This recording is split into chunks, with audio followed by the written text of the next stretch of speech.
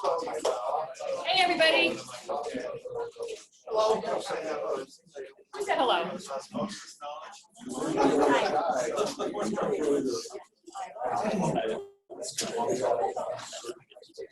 Okay, folks. Thank you for coming today. If everybody could just make sure that their cell phone is turned off. Also, if you have it on vibrate on these metal desks, it makes a racket. So if you want it on vibrate and you have something soft you can set it on, please do so. Otherwise, turn off everything. So we're very pleased to present the first Grow with Google seminar type thing in the area. And we picked a topic that we thought was really pertinent to our startups who are already online, who have already made some traction and need to be able to use data analytics to improve their sales. So without further ado, from Google, this is Corissa Saint Laurent. Thank you, Maggie. So excited to be here in Reno. How many of you are from here? This is your born and raised. All right. Yes. Okay, only a few of you. Wow. So there's been a lot of transplants, it sounds like. I'm a transplant myself. I live in Portland, Oregon for the last 5 years. I've spent much of my adulthood in Southern California. I grew up in New Hampshire, clear across the other side of the country, and I was born in Seoul, South Korea. So I have been and lived in many places, and I was just talking with Meg in the back of the room about New Zealand. I spent 1 year of my life living in New Zealand, which was an incredible year, and I hope to go back there. Do I have any other fellow travelers in the room? I know this one, right up front. Fellow travelers, what are your favorite places? Nice. Caribbean islands. Oh, yes, that sounds good right about now. Yeah. New Zealand. New Zealand, yes. Anyone else have a favorite place? Yeah, I just did a cycling trip from Banff to Jasper up in Canada. Oh, that country looks incredible. It is. Was it as breathtaking as it looks? Absolutely. Wonderful. In the back. Reno. Reno, yes. All right, good. Well, I love some people who are proud of where they live and where they are. How many of you in the room are small business owners, entrepreneurs? Awesome. And are you in the throes of your business already? Are most of you established? At least you're out of that first stage of business? Okay. And then I know there are a couple of people that I already spoke to that are just starting businesses and getting those off the ground. The rest of you, do I have other nonprofit organizations? You represent a nonprofit organization? Great. And then anyone else that I'm missing? You're not a small business owner, you don't work for a nonprofit? Yes, right here. For retail. Wonderful. So you're a marketing professional for a retail company? Correct. Excellent, thanks. Cool. Did I see a hand go over there? No? In the back? Data scientist for biotech. Say what again? Data scientist for biotech. Great. Okay, data scientist. He could probably come up and teach this. Anyone else? Yes. Copywriting for a small business and franchise. Wonderful. Do you work for yourself as a? Are you a freelance copywriter? No. Or you work for the business? Exactly. Excellent. Great. Well, welcome everybody. How many of you, by a show of hands, love data? Oh my gosh. There's a lot of you, so I don't have to do my whole spiel about data. It's so amazing, and you should use this all the time. Most people, small business owners, nonprofit leaders, are not friends with data. It's not something that they embrace, something that they typically use. We're going to talk about how data can help your business grow. Talk about it as it relates to small businesses and smaller organizations, nonprofit organizations, and how to really think about it in the terms of Google Analytics and the way that that tool can help you understand and break down the data respectively for whatever it is you do.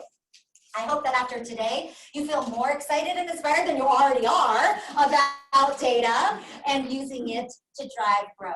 So I'm Corissa Saint Laurent. I am a speaker for Grow with Google. I am a freelance contracted speaker for Google. So I speak for Google all across North America. I also speak at other conferences as a motivational speaker. I teach marketing at Portland State University and other capacities. I've been doing this for, oh gosh, I prior to this worked for a company called Constant Contact. Anyone familiar with Constant Contact? I was a director of regional development for Constant Contact for 8 years. Did this. I taught people, helped people. I help to inspire folks to use technology. But beyond the technology and the tools, I want to help inspire you and also teach you how to think like a marketer. Because it doesn't matter whether someone throws a tool or says data's great, you got to use it, and here's Google Analytics, here's this tool that's going to give you all this powerful information.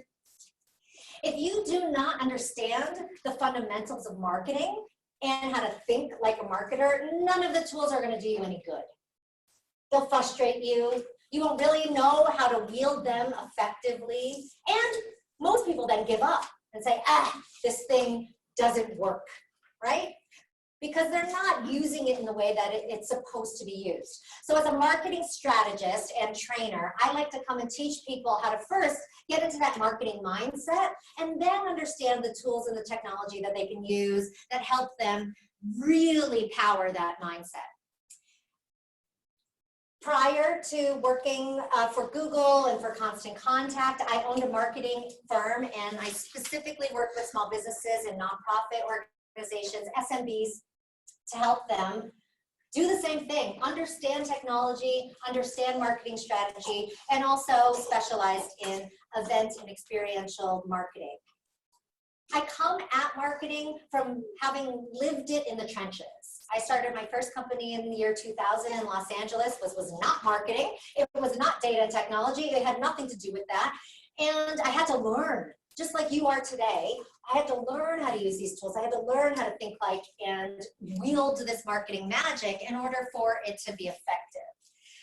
I learned through my own self-study, I learned through doing, and I learned with the help of organizations like Startup NV, even though I didn't work specifically with Startup NV, but I worked with organizations like Startup NV and other organizations like SCORE and SBGC, who provide resources and help and information and these types of classes and support. So I'm so glad you're all here today. I want to thank Startup NV as well as, Patty, what's the name of your organization again? Global Coffee. Global Coffee. Global Coffee for the providing the refreshments and your lunch today. I want to thank them so much for bringing me here. If you want to connect to me, yes. If you want to connect with me, you can here at Instagram, my website, and I'll throw some other information up at the end. So in this world of technology that we are living in, all of the things that we do online are collecting our data. So there is no shortage of data on us, on therefore our consumers and the people that we're trying to do business with.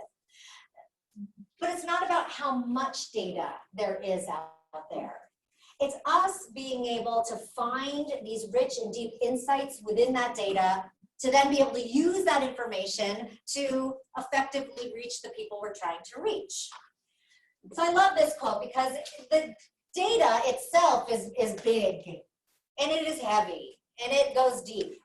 But really it's the insights we pull from that information, from the numbers and from the stats and from the percentages.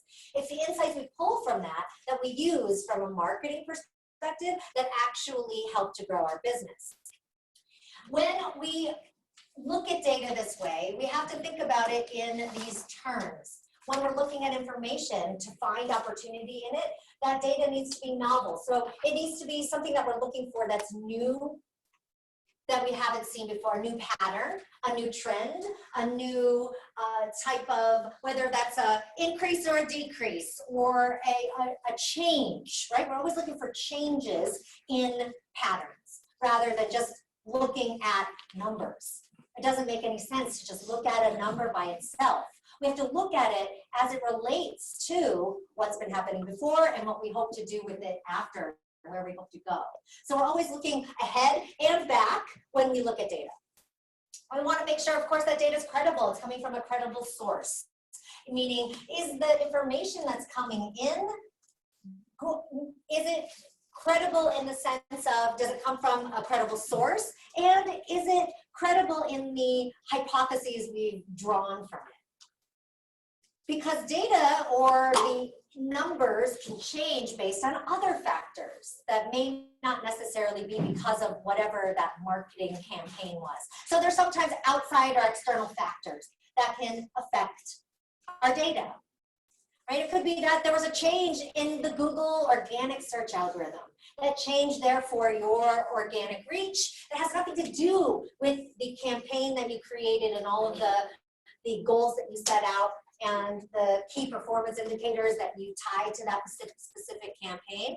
Maybe all of that was completely sound, but there was an external factor like Google's algorithm change, or something else that could have impacted it. So we want to make sure that the data is credible, which is why we always test again. We're not looking at one factor, and we're not looking at one factor in one subset of time. We're looking at a factor, the goal, and we're looking at that over time and testing things out repeatedly. Just like the scientific method, right? If we're doing a test of some theory we have scientifically. The theory we have here is we're going to create a digital ad with this ad copy and sending people to this landing page, and it's going to drive this X amount of traffic to our website in order to get a certain percentage of conversion from this ad. Okay, so that might be the theory. And then we build the campaign. We test out the theory by creating the ad and putting it out there and letting people get to it. And then we see whether or not we reach that goal and that results that we were looking for. But we don't just do it once. We don't just do it with one ad. We do it with multiple ads, maybe even changing headlines, changing different factors within it to test that out and see over time, did we get the effect that we wanted? So data cannot be credible unless we test it over time versus just this sort of one shot. And then it also needs to be actionable, because we don't just look at data or insights in a silo or under a microscope. Oh, that's cool, great, and then move on to the other thing. We look at data and we look at whether or not we reached our results or didn't in order to make changes either to our marketing or even to our business as a whole. So data will give us information about what we may do within our own business, whether we're going to create this product or that product. So maybe you're testing out whether, and doing a very simple type of test, a focus group maybe, with a set of customers. You want to launch a new product and you have two different designs. So you just test out the different designs with a subset of your target audience in these focus groups to see which design hits home for people, which one is the one that you think is going to win within the actual marketplace. So that could be a test that you do with your marketing. You could be done online, you could gather that data, and then it helps you make actual decisions within your business. So we're talking about changes or decisions or actions within your actual business, but also changes, decisions, and actions within your marketing itself. So you can test out, for example, the subject line of an email that you're going to send. It's important that our emails reach people. It's important that they open it, and we want them to then do the thing that we ask them to do within that email, right? Otherwise, the marketing campaign is not as effective as it could be. So how do we get people to open the email in the first place? We have to have a compelling subject line. And that subject line needs to pique people's interest enough that they open, they read, and then they do the thing you want them to do. So we could even just test out different subject lines to see which one gets a better open rate, therefore leading to a better click-through rate in the end, better conversion for you. So these are all just little simple things that we want to think about. Well, there are many factors, but these are the way that you can look at this in a simple fashion. I'm going to keep things fairly simple and high level today, so that for those of you who are new to thinking about data and analytics and insights, that you can follow along. And for those of you who are a little bit more advanced, my data scientists in the back, I may not be able to answer your specific questions, and it may not be appropriate for this particular audience, but for anyone that has questions specific to what I'm talking about, feel free to ask. But then if you have questions that are specific to your business and how you apply this and all of that, let's save those to the end, just so that we can make sure we get through all the content for the whole of the room. Does that sound good to everyone? Okay, awesome. So I want you to meet Tracy and Danny. Tracy and Danny own a company called Wicked Good Cupcakes. Can anyone guess where they may be based? Boston. Yes, so they're based on the Cape, Massachusetts. Wicked Good Cupcakes was started because this mother-daughter team loved to bake at home. They ended up going to a class, a baking class, to just hone their skills and get a little better at baking, and decided, you know what, we're really good at this. Let's start a business together. So they started a business called Wicked Good Cupcakes, and they started to gain some traction in their local area. Exciting stuff. Their business ended up gaining some traction, enough so that they were getting order requests from places outside of their region. Super exciting for a small business, right? They're growing, people love their cupcakes, they want them to be shipped to South Carolina, but guess what? Their cupcakes cannot be shipped to South Carolina. Their cupcakes didn't have preservatives. They didn't have any nasty ingredients that would allow them to be shelf stabilized for the trip and the journey, in order for that to be a healthier, fresh product for the person on the other end. So they had a business problem. How many of you had a business problem within your business? Yeah. So we have choices and decisions to make, right, when we have a business problem. We can either choose to stay where we are, and so for Tracy and Danny, they can say, well, you know what, we can just remain a local regional business. That's one answer to that problem. Let's just continue to build up and grow it and be a small local business. That's a totally viable answer. But Tracy and Danny had some ambition, and they really wanted to figure out, what is some way that we could fix this problem? What's some way that we can serve those markets and still be able to keep the integrity of our product? So their problem became a challenge that then changed their business. So one of them had this brilliant idea to make a cupcake in a mason jar. So like, we can make a cupcake and put it in a mason jar and then ship that. And so it's sealed, and for freshness, they don't have to use preservatives, and they could get much longer shelf life of that. They tested it out in their regional markets. People loved it. They loved the novelty. I mean, the taste of the cupcakes didn't really change all that much from their current cupcakes, but people loved the novelty of it. They loved it as a gift. Gifts to, many people. They love to be able to ship them to people that they know. It became something in and of itself, and it took over their business. Flash forward 2 years later, after launching their mason jar cupcakes, and they got a spot on Shark Tank. So they got a spot on Shark Tank. They were seen by 10 million viewers on Shark Tank. Now, they didn't get a deal through Shark Tank, but they did get the viewership. They got 10 million people seeing their product, knowing who they were, and it crashed their website, right?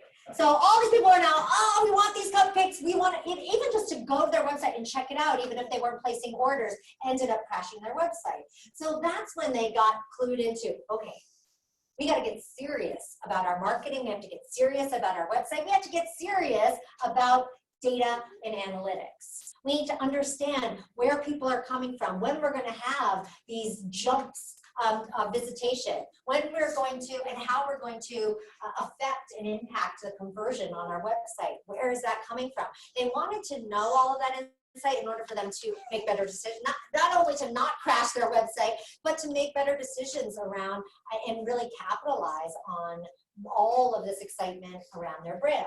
Because guess what? Every single time, even though they didn't win a deal on Shark Tank, they won notoriety. They were asked to be on radio, and look, they became local celebrities and started to get publicity through all of that. So we're going to follow Tracy and Danny a little along so we can understand how they use Google Analytics and how use them as a case study for all of us to think about data and analytics in a different way.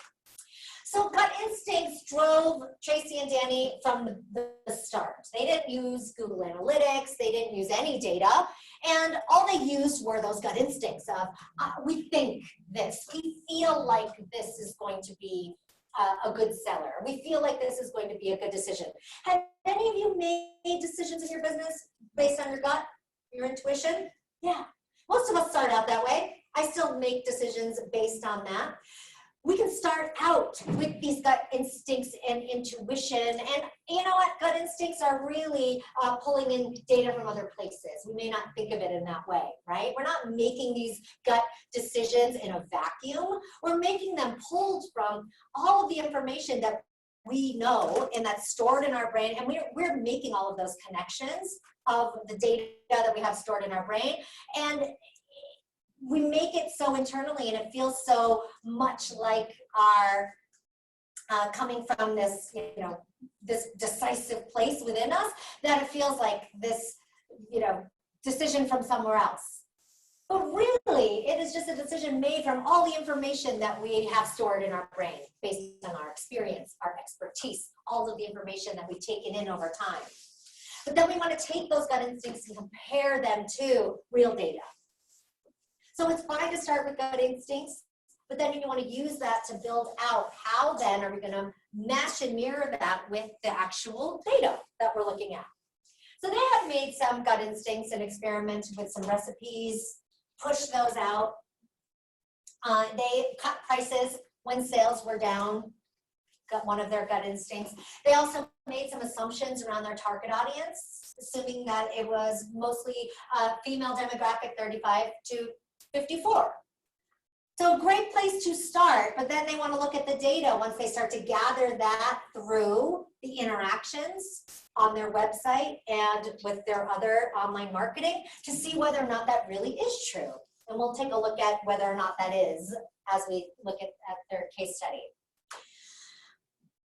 So let me first break down these just so everyone understands the differences between these terms and this terminology. Data is the actual numbers and percentages, the statistics that we're taking in. That information is great to reference, but it is not the whole story. We need to then take that data and understand it through an analytics lens. That analytics lens is seeing patterns and trends within that data. Lifts in visitation, decreases in shopping cart abandonment, increases in a certain, or changes in, right? So these changes, these patterns and trends within the data are what analytics are all about. So if you've ever used Google Analytics, or you've used your Facebook Insights for your Facebook business page, that's analytics data. It's not, or it's analytics, it's not raw data that you're looking at.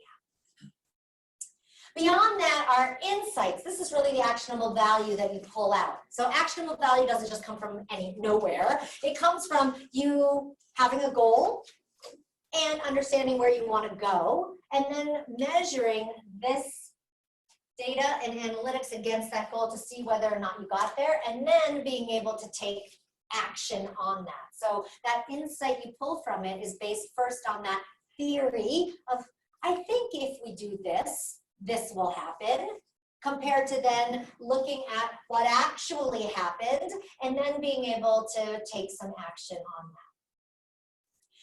When it comes to data, we have to start out with goals then. So we'll talk about goals a little bit more specifically. We need to then ask the right questions of the data. So we're asking, we're not just looking at it, we're asking questions of that information to then be able to find what we're looking for, those patterns, those trends, those results.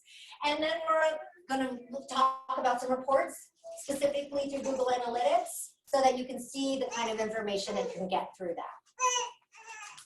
So let's talk about goals.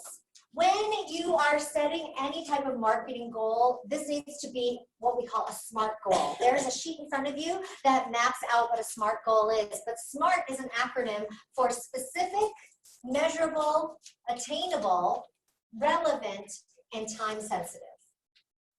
So goals are not just like, I want to make more money, or we want to, grow our revenue. Those are, yes, okay, yeah, we do. That's all true. But for a goal to really work from a marketing perspective, it needs to be specific, measurable, attainable, relevant, and time sensitive. So let's break these down a little bit more. When it comes to a goal for Tracy and Danny, they wanted specifically to decrease their shopping cart abandonment rate to under 60%. So shopping cart abandonment rate is when people go to the website, They add product to a shopping cart, but then they leave before they buy it. Have any of you done that before? Yeah, we all do that, right? Because it's so easy to add things, right? We're online, we're shopping, we're on our phone, we're like, oh, I see this little Instagram ad. Yes, I want to buy that. And I'm like, wait a minute, what am I doing? I can't buy that right now. We leave. So shopping cart abandonment is a very real thing for every business. Not everyone who gets to that stage is going to click buy and purchase and give you their credit card information. So their goal was to decrease their shopping cart abandonment rate to under 60%. So they were hovering in the low 60 percentiles for that abandonment rate, which is fairly high. So they wanted to create a goal to get it just under 60%. This is a specific goal. There's a specific percentage they're looking at. We could make this even more specific too. How can we make this more specific? Time. Time, yeah. So it's time sensitive, right? We can make this more specific by saying we want to decrease the shopping cart abandonment rate to under 60% within 30 days, within 60 days, however long you think that will take. This also needs to be attainable. So we don't want to say we want to decrease this within 2 days. Right? It needs to be attainable, and it also needs to be relevant to the current state of your business. Every stage of business is in a different place, right? We've got businesses in that early planning stage, then we've got startup phase, growth phase, then you've got the phases beyond that of where we are moving and we're operating in different places. So that therefore we're expecting different results based on where we're currently at in that growth phase. So it has to be relevant to where you are. It has to be relevant to what it is you're trying to do. And then it also needs to, you need to make sure that you can measure all of this, right? When it comes to, thankfully, when it comes to measurement, because you're using online channels to do this marketing through, these online channels either have built-in measurement analytics, or you're able to tie different software to whatever it is you're doing that will measure what's happening. So we're no longer relying on paper data, talking to people, taking that information down, crunching those numbers and that information ourselves. It's either built in or something we tie to, and we just collect that. So that is a really wonderful aspect of digital or online marketing today. So that's a little sheet for you to take home to just take a look at, setting a marketing goal and thinking about it through the smart lens and setting something like that up for yourself. And I will let you take that home just so that we can get through the content. You can work on that at home or with your colleagues. So the next thing we need to do after we set a goal, decrease our shopping cart abandonment rate to under 60%. We add in some specificity beyond that.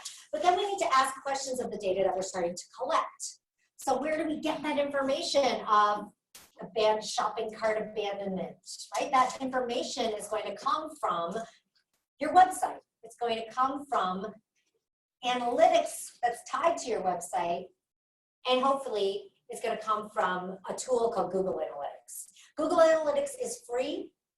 You tie it to your website. It's going to measure your visitor behavior.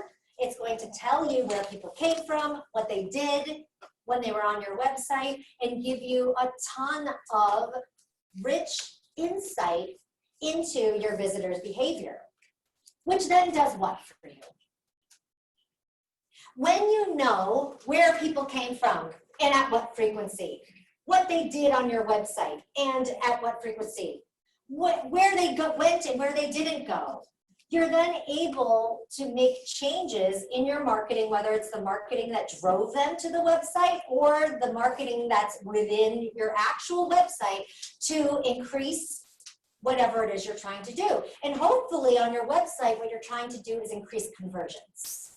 Conversions are getting people to take action from wherever they are to that next step. So it could be visitor to email subscriber, video watcher to signing up for an event, signing up for an event to buying a product or donating to your organization, right? So we have big steps built in, whether that's within you haven't mapped it yet to your digital channels or not, but we all have a sales process, right?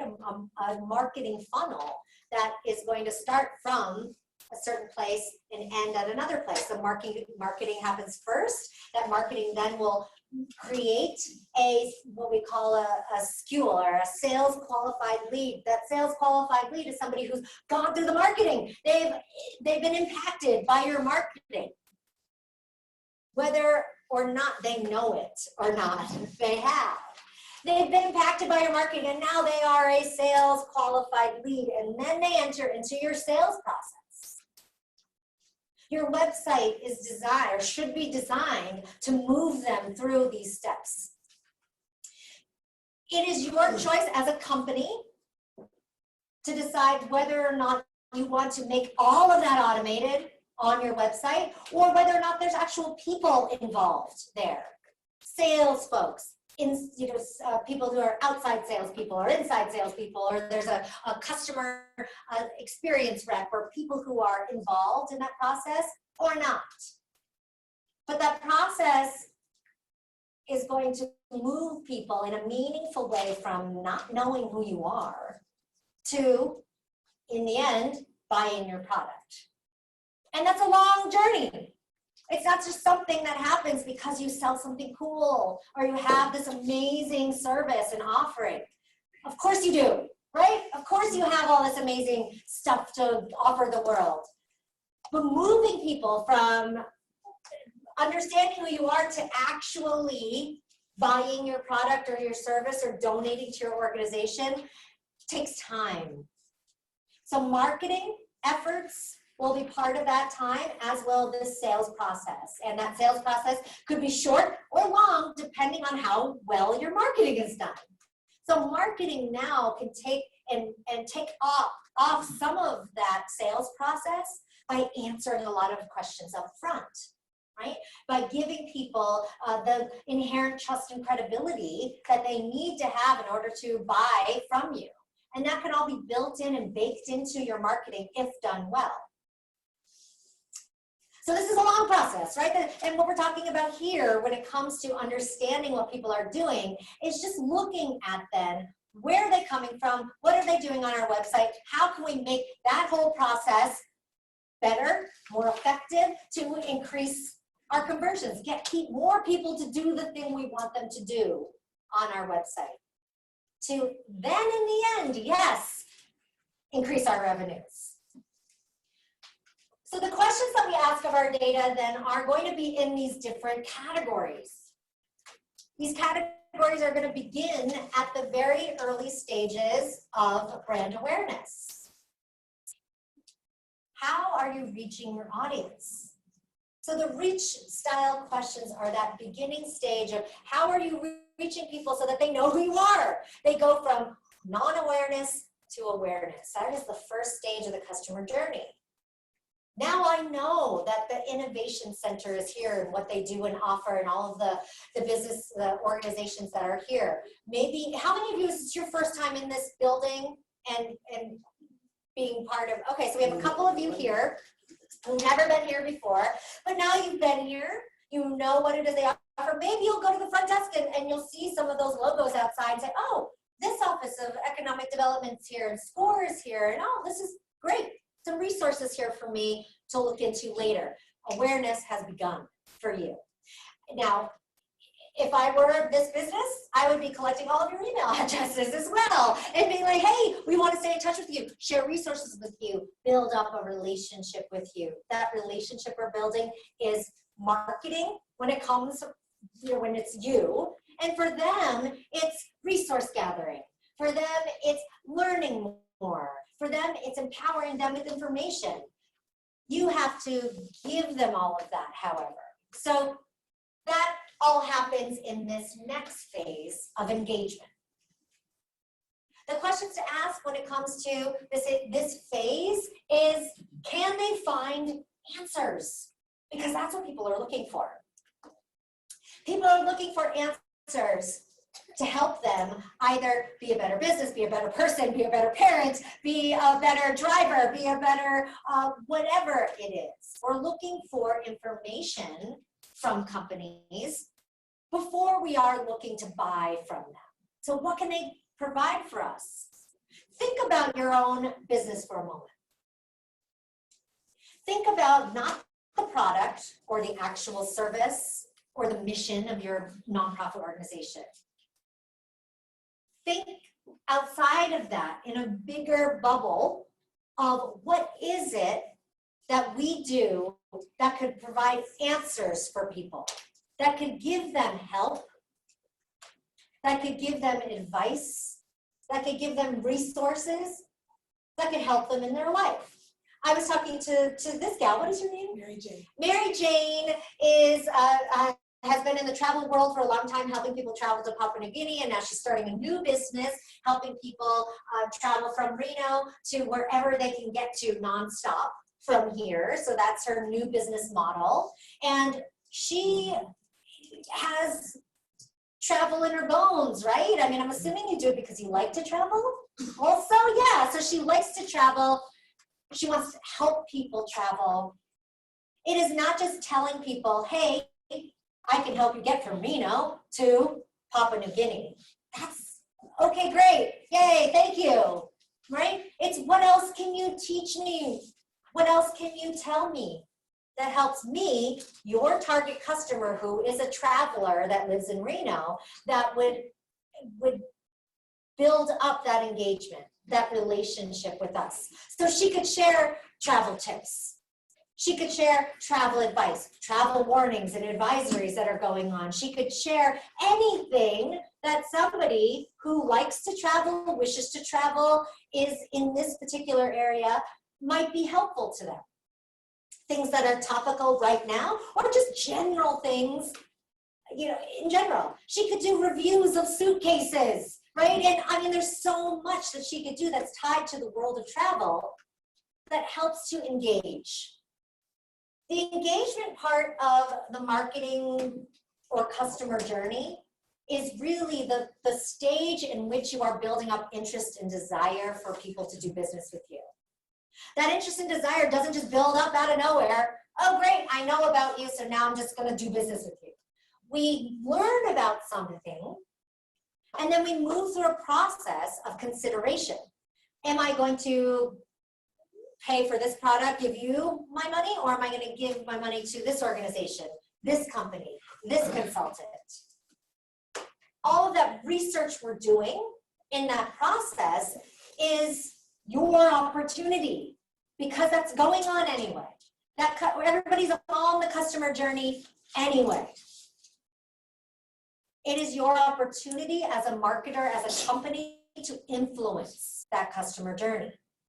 So how are you going to influence this consideration phase? How are you going to engage with your target customer during this long phase? This is a longer part of the phase.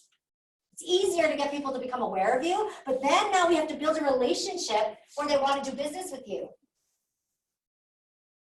We need to be able to make sure they can find those answers through our online channels, that we're connecting with them deeply, that we're building those relationships, and we're not selling to them.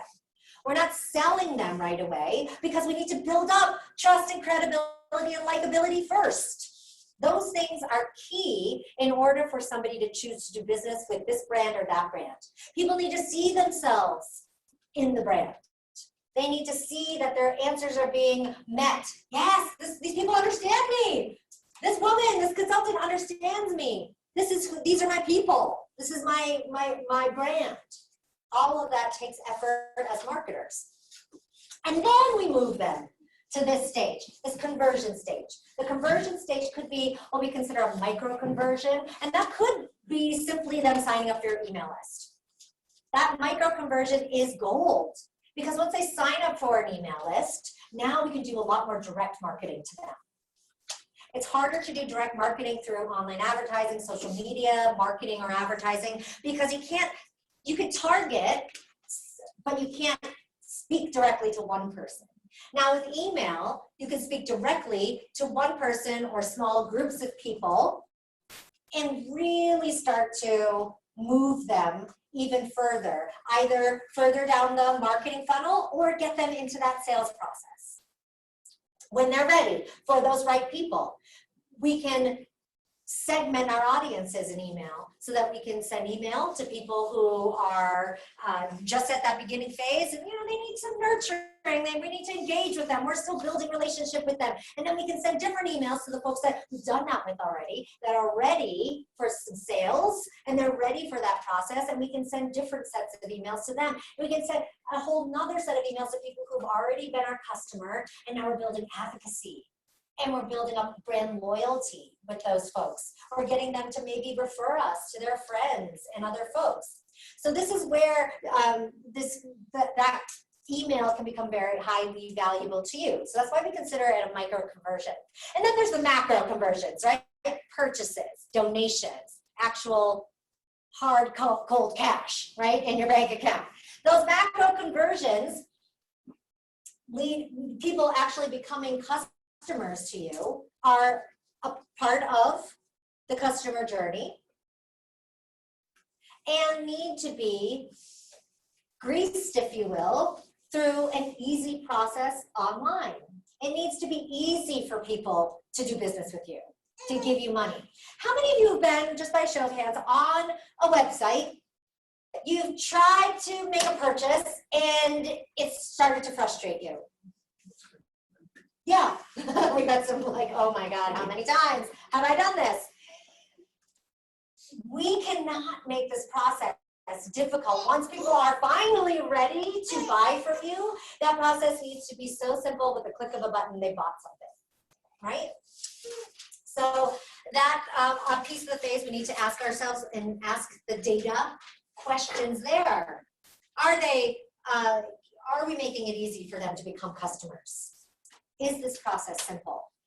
Are we losing people? Are we getting, is our shopping cart abandonment rate going up because of something we added in the process that's making it difficult for them to get to that next final phase? Now, the final phase of this customer journey, if you will, is this sustain phase. This is where we do have customers now turning into loyal customers. We've got customers who now are going to advocate and promote for us. When we become loyal to a brand, we buy only their products. How many of you are loyal to Apple? You buy all Apple products. Okay, so we've got some loyal brand advocates. What other brands are you loyal to? You buy mostly their product. Androids. Android? Yeah, cool. Solomon. What is it? Solomon ski wear? Running shoes. Ski. Oh, they do. I didn't know they did other athletic wear. Okay, see, she's a brand loyalist. She knows that. I was just thinking skis. Anyone else? Kirkland. Google, love it. Thank you. Harris Corporation. Harris Corporation. So you're loyal to them? Harris Corporation, yes. Oh. After we sold. Okay, cool. Kirkland. Kirkland, the Costco. yes. So the brand, they have a whole line of items, right? So consumer goods. We all have brands that we're loyal to. That loyalty builds up over time through having great experiences with the brand, with the things we buy, with the experiences we have in the buying process. We might love something, but the experience in buying it is so horrendous that it does not build up the eventual brand loyalty or our advocacy, us spreading the word and telling everybody else, oh, you have to buy these Solomon shoes. I mean, not only are those running shoes the best, but their customer support is amazing. They do X, Y, and Z. I love the people every time I call and I have a problem, right? So it's the entire experience. So it doesn't end once they've bought something from you. It only continues and moves out into a new phase. And then that new phase, guess what? Is going to introduce you to new prospects. Because those happy customers are going to spread the word, because that's what we do as human beings. We spread word of mouth very naturally, and we can build it into our marketing to influence that stage too. Helping people spread the word, giving them incentives to do so, giving them information that they can share with the people that they're connected to. So all of this these are very meaningful. This, like I said, this is happening anyway. People are on this customer journey no matter what. It's your choice whether or not you're going to step in and influence it. Speed it up, point them to you. Looking at all of this now, so that's what we want to do, right? And now we have to see, is this happening? And that's really what Google Analytics can tell you. Is this happening? Is what we want to occur going on? Not just based on our gut and whether we think it is, but whether the data is telling us that. So these reach questions we can think of, we'll just move through these quickly just as a summary of this section. When it comes to reach questions, things to ask yourself are, what are they searching for? What keywords, keyword phrases, search terms are they using to look for and to potentially find what it is you sell? Travel tips, travel in Reno. It could be, what other businesses do we have in the room? Massage therapy. Massage therapy. So stress relief, pain relief. Massage therapy, even though just that term, massage, right? So people could be looking for all of those different things. You have to understand your customers from their perspective, not the way that you think about and talk about your business, but the way that they think about your business. What are the things that they're looking for? What are the answers they're looking for? They might not be looking for therapeutic massage because they don't call it that. They might not be looking for the specific types of massage that you do because they're just not aware of what those techniques and modalities are. They might just be looking for pain relief, right? So make sure you understand and then can therefore find and figure out what are the keywords and keyword phrases that we're going to use within our website, within our marketing, in order to be potentially found in a Google search when someone types that in. Pain relief, Reno, massage, Reno, whatever other search terms that she might use. Yes. Are the first two hierarchical, one before the other?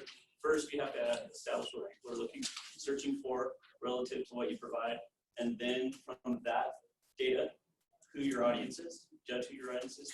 No, you would have to know who your audience is first. So you absolutely need to understand your audience intimately, demographically, psychographically.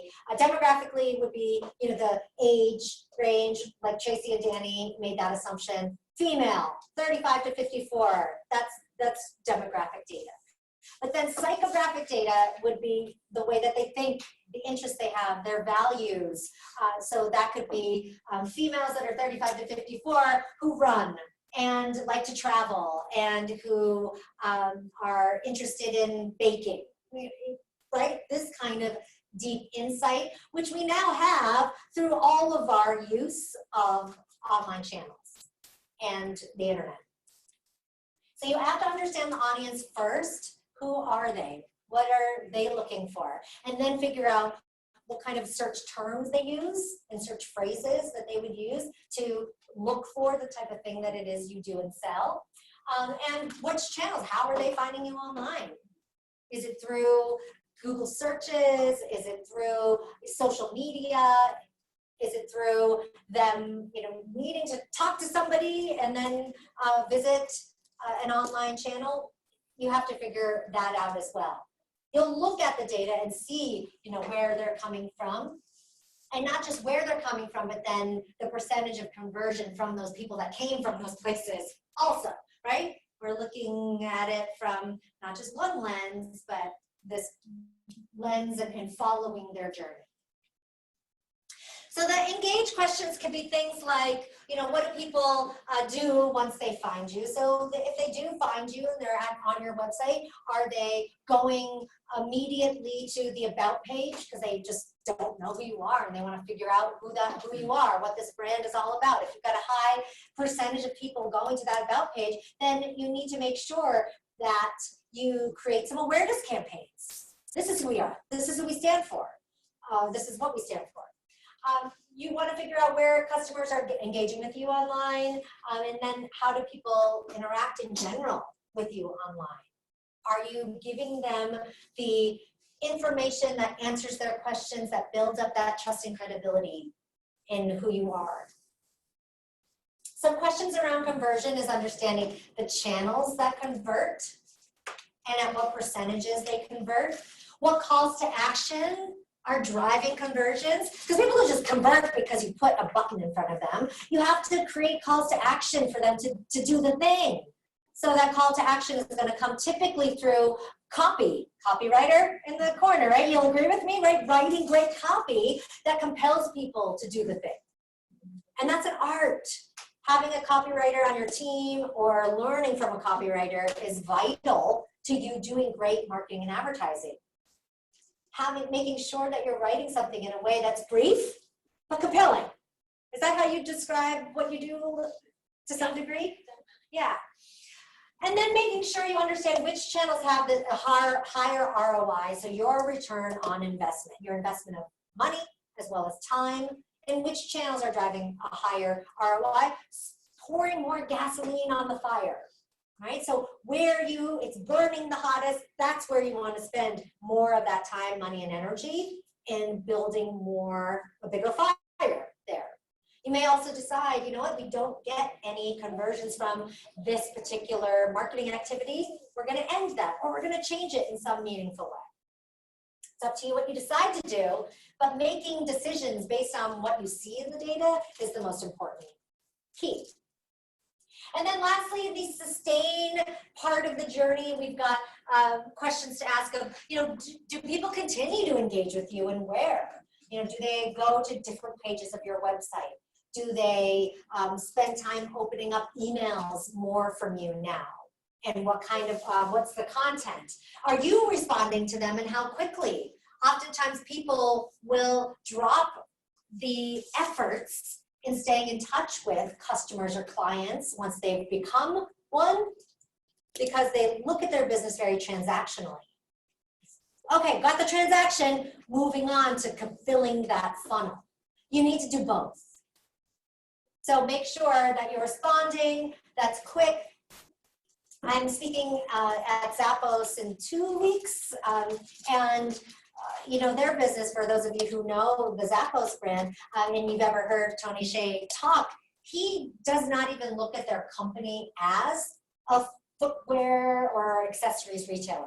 That's not what they call themselves. They are a customer service company. So their entire business and their brand is built on customer service. We want to create the best customer experience we possibly can, and we just happen to sell shoes. Right? It's so their product is secondary to what they really do, which is to provide an amazing customer experience. I mean, they really believe it. I mean, they don't have shoes there. They're not. Well, that's their product, but their brand stands for more than that. So you'll see Zappos doing more than just shoes. And they've already branched out into other areas like Amazon has, to where they're doing other things. So we're talking about what their brand stands for, really. And they sell shoes, yes, but their brand is about customer service. So that's your,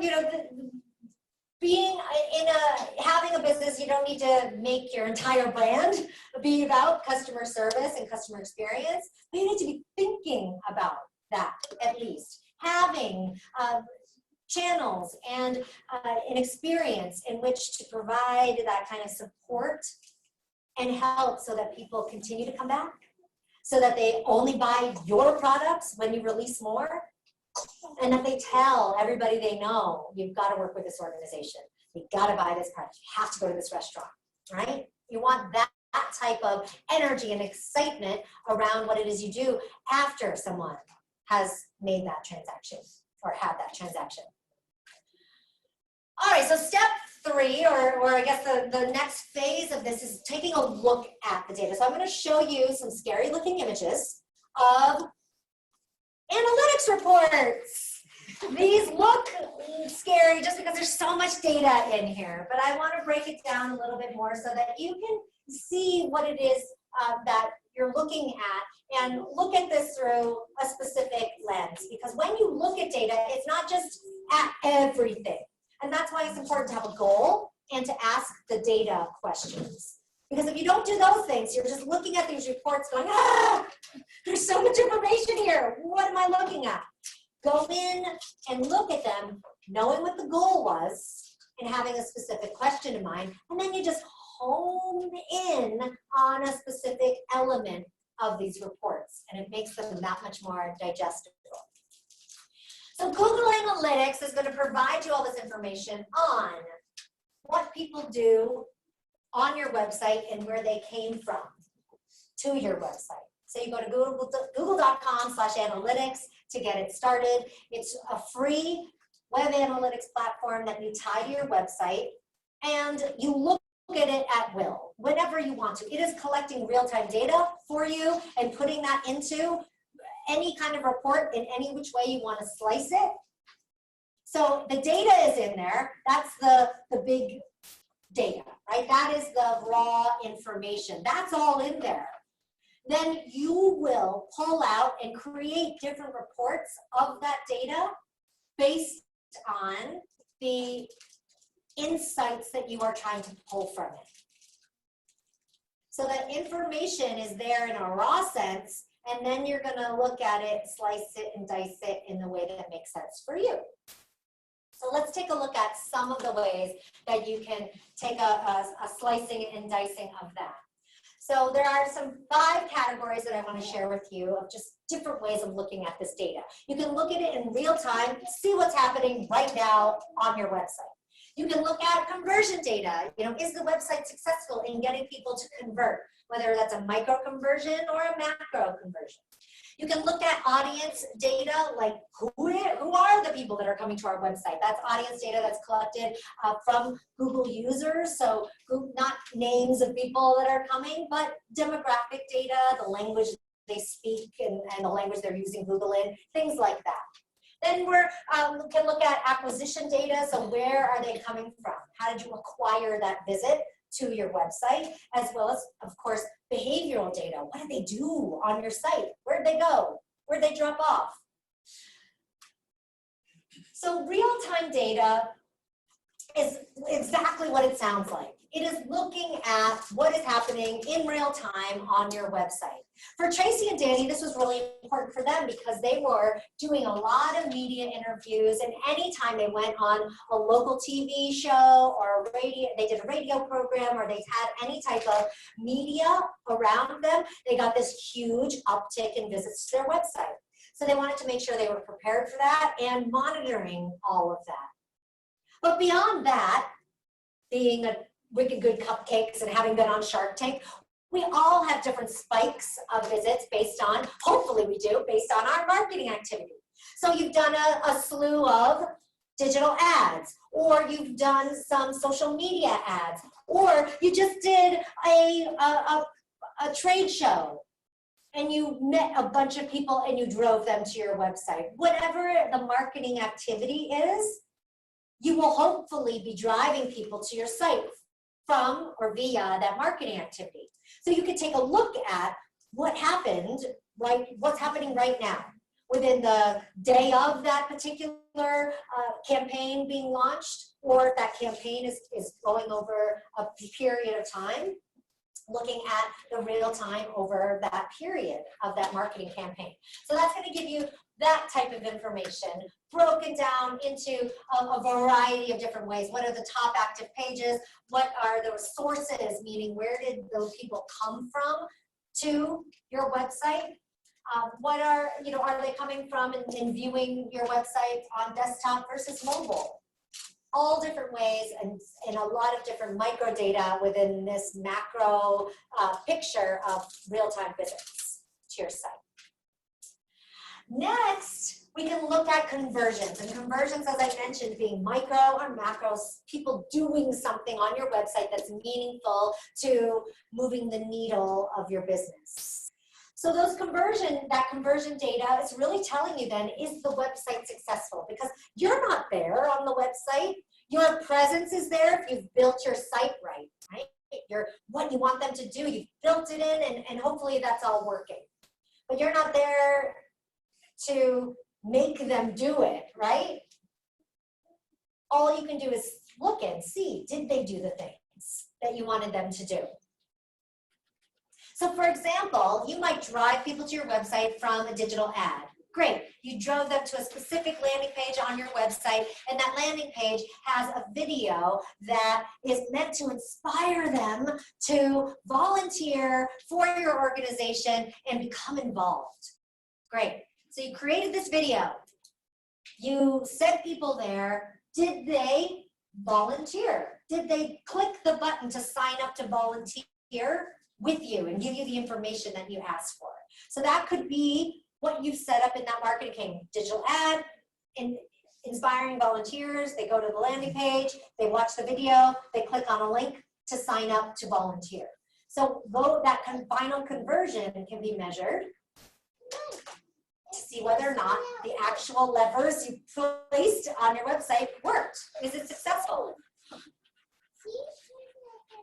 That kind of information can be broken down, certainly. Like in this particular report, we're looking at the source and the medium for that they came from. So the source would be Google, for example. So they came to your website via a Google, and the medium being an organic search, because there's different ways. It could have been a paid ad from Google, and that would be Google and CPC, or a cost per click ad. So that's a different channel, or a different way of people entering and coming to your site. So you can look at all of that different type of information here to then see which channels are getting the highest conversion. Google organic clicks to your website get the highest for Wicked Good Cupcakes when they looked at this report. We're giving them the highest conversion to revenue. But that's going to be look different on different days for them, or via different campaigns. Maybe they look at this and go, we really want to get our CPC ads matching that organic conversion. What could we do then to our ads to make them more compelling, to get more people to click and buy from those ads? That could then drive that change for them, and then they can monitor it and see, are we getting an increase in conversion or not? All right, next we can take a look at audience data. The audience data is going to give you information on who is visiting your website. Things like what their age groups are, gender, like I said, the language they're using Google in, any information that Google collects based on your use of Google, not any what we call personally identifying information. None of that is collected by Google, nor would be shared with you through Google Analytics, but you get information that's demographic and even starting to push in on that psychographic nature as well. So that information is going to be shared with you so that you can make meaningful decisions. Tracy and Danny, their gut instinct, remember, was that their target audience were females 35 to 54. But when they looked at the data, it actually was females 25 to 34. Those are the folks that were converting the most, not the 35 to 54 category. So now when we go back to the pour gasoline on the fire, right? What can they do to reach more and get more business out of that 25 to 34 category? That's going to change their marketing copy. That's going to change the images they potentially use. That's going to change maybe the channels in which that they communicate their marketing through because of that shift in demographics. They don't want to just base it on the gut instinct because it was wrong. But they'll look at this over time and see whether or not this shifts and changes too. They might see, oh, well, actually, in year 10 of our business, actually, it's shifted to where it's the 35 to 44-year-old market. So you're looking at this always, not just one shot, one time. You're looking at this over time, over the course of your business, because you're always marketing. And if you are not measuring, you aren't really marketing. So you are marketing and measuring the whole time over the whole life of your business. Well, next, I want to talk a little bit about acquisition. This is where people are coming from to your websites. Where did you acquire that visitor from? Those acquisitions could be based on different search queries. It could be based on where they actually came from, the source of the visit. It could be from a social media ad, or a link in an email, or from them linking to your website from somebody else's website. All of that information will be collected here. This particular screenshot's looking at which search query, what search term that did they use to get to your website, which ones are driving the highest conversion, or at least that's what Tracy and Danny were most concerned about. So we can take a look at this whole thing instead of looking at all the numbers. Take a look at search queries that led to the highest or conversion rate. All right, so we're just looking at that particular data set. So Wicked Cupcakes, cool, led to 14.18% conversion. That's really great. But guess what? Wicked Good Cupcakes, the whole name, led to 35.9% conversion. And then you can go down the line. Cupcakes in a Jar, 20.2% conversion. That's excellent. So we can start to take a look at these search queries. Some of these search queries that are leading to high conversion may not be ones that they use, meaning they're not potentially using these search terms in their own marketing, on their own website. It's just something that somebody typed in that led to their website coming up. So if they want to increase conversions for something like cupcakes in a jar because they're already seeing a 20% conversion on that, then they can start to use cupcakes in a jar, that particular search phrase in ads, in marketing copy on their website. Maybe they do a video on, hey, have you ever had a cupcake in a jar? And then they talk about what that is in the video, and it's in that description in YouTube. So they can use and start to enhance what's already happening by looking at what's working best for them. And then maybe start to stop spending time on things that have a really low conversion. So, you know, gluten-free cupcakes, only a 1.45% conversion. So even though they do gluten-free cupcakes, it's not pulling in a lot of conversion for them. So maybe they don't spend, and maybe they've been spending money on ads using gluten-free cupcakes and really pushing that. They can see whether or not that's getting the kind of conversion that they're looking for. Lastly, I want to talk a little bit about behavior. Behavior of people on the site. And this is just a behavior map in Google Analytics. It's looking at what we all do when we get on a website, right? You may not go to a website and when you click on a link, directly go to their homepage. Most of us don't. If we're looking for specific information and then we've got a web page that pops up that answers whatever it is we were looking for, we go to that, and that might be page deep on a website, right? It may not be that homepage. Where do they go from there? Are you moving them meaningfully from that page to where you want them to or need them to next go? So you can follow their path by looking at this behavior flow. So these behavior flow maps can be built based on whatever it is you're looking for, and that's just one element of people's behavior you can look at. You can also look at, you know, how quickly they bounce from your site, which pages that they leave on from your site. So you can see, you know what, oh, they got to this page, but they never went to where we really need them to go in order for that conversion to happen. You can see where they abandoned, so you might see a lot of shopping cart abandonment here based on that flow as well. So a lot of different information from and based on the behavior. But all of this data, like I said, is in there. It's how you choose to look at it. Google Analytics is going to collect it all, and then you can look at and piece it and parse it however you wish based on the goal, the questions you're asking of the data, based on whatever stage of the customer journey you created a marketing campaign around. So when you think about your marketing, it's not just, oh, we just want people to know about us. It's we want the folks who are at the stage of consideration, we want to really build up some desire in them to do business with us because we know that they're at this stage. So we are reaching different people with different types of marketing at all of those different stages of the customer journey. Unless you are at pure startup launch phase, then everything is about brand awareness in that beginning stage of the journey and how you're just reaching people in general. So I'll leave you with this to just take a look at Google Analytics. I mean, all this, if we had time today, we would go in and take a look at a demo. But for a recap in general, I want you to make sure you're thinking of not just, oh my God, there's so much information in there, it's overwhelming, I'm not gonna do it.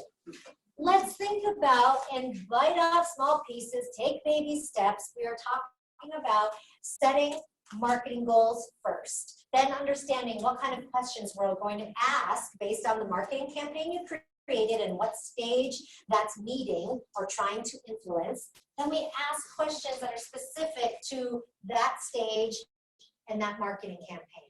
Then we move on at using the tools that are gathering this information anyway to look at the information that it's gathered.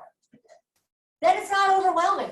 Then we're looking at the data very meaningfully. Now this information or the steps here can be applied to any analytics data. So it's not just Google Analytics. This is also could be applied when you're looking at your Facebook Insights, when you're looking at any analytics data that's tied to your social media channels, as well as when you're looking at data that's being collected by your email service provider.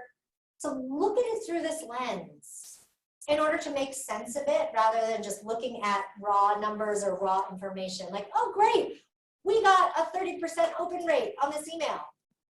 That's cool to know, but then what does it mean overall? What were you trying to do with your campaign? Did you set a goal beyond that? Where did they go from there?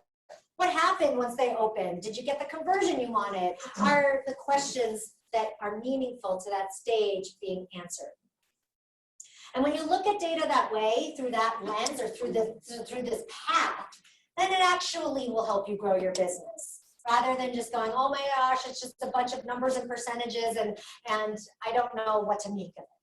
Does this make sense for you more, a little bit more? Or did it help as far as how you look at data and analytics? How many of you feel like it makes more sense to you than when you walked in the door? Okay, awesome, cool, I'm doing my job. Well then, if you want more information on this and more, you can go to the Grow with Google website. It's at google.com/grow. For some of you, this may have been an overview of what you already knew. But for some of you, this might have been the very beginning stages of looking at and even thinking of data and analytics, or thinking of digital and online marketing. There are more resources, more courses, more lessons available through the Grow with Google website. So go there, check it out at google.com/grow. We hope that Start MV will do more workshops here, whether it's with me or not, and do more of the Grow with Google workshops. So look out for those. You can sign up for to be notified whenever there's anything in the Reno area or whatever area you live in. You can sign up for notifications of that for workshops that are coming around to your area. If you want to stay connected with me, you can visit my website. And one little sneak preview, we didn't talk about this, but another Google tool that's available for you all is the Google My Business profile. This is something that's available for you to sign up for through Google My Business. If you want to learn more about Google My Business, you can go to google.com/business. You can also attend a Get Your Business Online workshop if you see one coming up in your area that will teach you all about this free Google tool. This free Google tool will give you a Google page. Mine is g.page/my full name. What's awesome about this, the only thing I'll share about it, because I don't have time to go into it, is that you can send people directly to your review page. So how many of you already received Google reviews for your business? Yeah. So when you receive Google reviews, when you have claimed your Google business page, you can then respond to those reviews. You can reply to people. And you can also send people directly there through claiming your short name. So that's mine. If you want to leave me a review for the training that you just received, please do go and visit that. And you can check out what it looks like and how that could work for your business too. Feel free to go to my website if you want to shoot me any questions, you want more help, and I can guide you to more resources. I'm going to bring Maggie back up here to talk about more further resources that they have for you, and hand it back over to her. Thank you so much. Over the piece of paper that you have, there is a demo program, so you can familiarize yourself with the whole Google Analytics thing, and they have little quiz questions for you because everybody wants to check on their own progress, right? Yay, homework. Yeah, yay, homework, exactly. Carissa mentioned some of the other workshops that are available. We actually have a limit of doing one per year, so we are going to be speaking with the other Grow with Google partners here in Reno, so that they can start back at the beginning, because this is more of an advanced class. Start back at the beginning with Get Your Business Online and some of the other courses that they offer. If we work together, then we could go through most of the coursework that is available over the course of a year. So it just takes a little coordination between the partners in a community. And Patty is looking at bringing some of the Grow with Google information to the rural areas if you happen to be out there or want to travel out there. In the meantime, thank you so much for coming today. We really appreciate your presence here. We do Lunch and Learn every month. I can't tell you who the speaker is next month because I thought it was somebody, but I just got a note today that maybe not. So, but don't worry, you'll be on our email list and you'll get word. So thanks again for coming. Thank you, Carissa.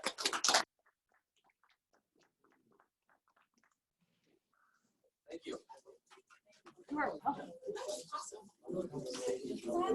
Yes. Okay. So Google Ads.